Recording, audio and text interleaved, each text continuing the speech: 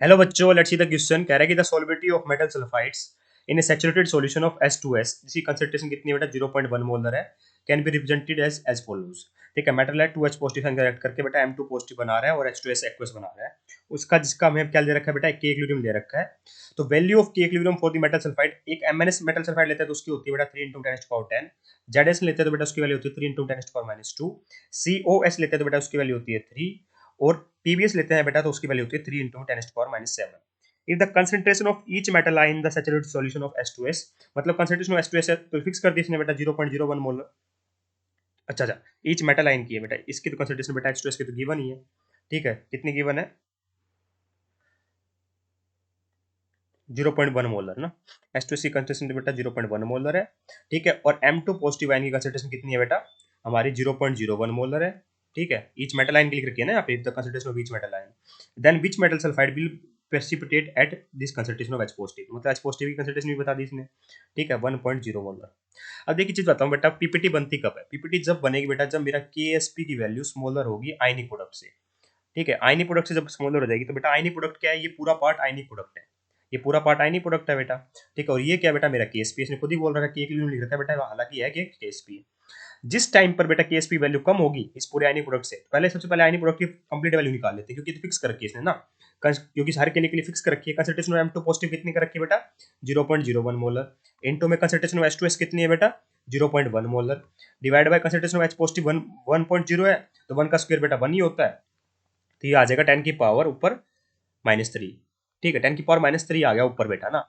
अब Ksp value जिसमें बेटा कम हुई इससे, वही हमारा आंसर हो जाएगा। तो केएसपी वैल्यू दे रखी है बेटा, एक बार दे रखी है केएसपी वैल्यू 4, यहाँ लिख देता हूँ यहाँ मैं एमएनएस के लिए। एमएनएस के लिए दे रखी है बेटा 3 × 10⁻10।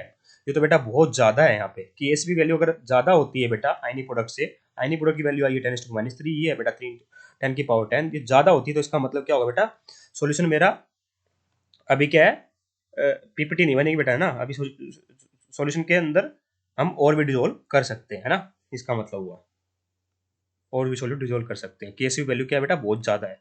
ठीक है, अब बात करें बेटा सेकंड की, 3 × में 10⁻²। 3 × 10⁻² भी क्या होती है बेटा, ये किसकी वैल्यू है? ये है हमारे ZnS के केएसपी की। सही बात है बेटा, ये भी क्या है बेटा, हमारी ज्यादा है एज कम्पेयर टू 10⁻3। तो इसकी भी पीपीटी नहीं बनेगी बेटा, ये इसकी भी पीपीटी नहीं बनेगी, इसकी भी पीपीटी नहीं बनेगी, मतलब इसकी भी पीपीटी नहीं बनेगी, इसकी भी नहीं बनेगी। बात करें बेटा COS, ये तो बेटा 3 लिख रखा है। तो KSP ऑफ COS, ये भी क्या है बेटा, 3 है। 3 इज मोर ग्रेटर देन 10⁻3। सी बात है बेटा, तो ये भी बेटा 10⁻3 से बड़ा है, तो इसकी पीपीटी नहीं बनेगी बेटा, है ना। इसकी पीपीटी नहीं बनेगी। बात करें बेटा पीबीएस की, तो पीबीएस का जो केएसपी है बेटा, पीबीएस का केएसपी ऑफ पीबीएस, थोड़ा अच्छे लिखते हैं बेटा इसको ना।